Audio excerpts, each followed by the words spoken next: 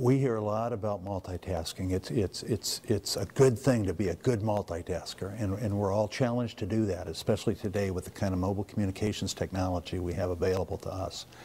What researchers are finding out is that the human brain really does not multitask. It sequentially tasks. It goes back and forth from one difficult task to another. Now, this doesn't apply to things like walking and chewing gum, but two cognitively demanding tasks the human brain cannot do at the same time. It goes back and forth. I like to call it toggle tasking, and some people are better at that than others, but at any given moment, the brain has to be focused on only one of those tasks.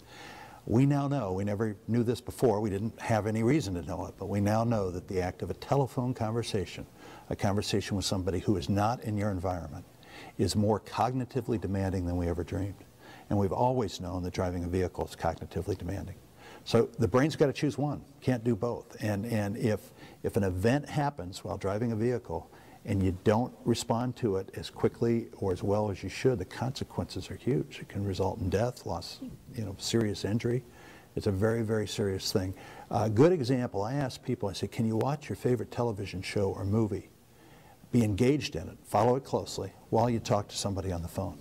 People say, no, I got to choose one or the other, and that's the exact point. If that's the case, how can we expect to drive a 5,000-pound vehicle through a dynamic, always changing environment where the smallest mistake could result in serious injury?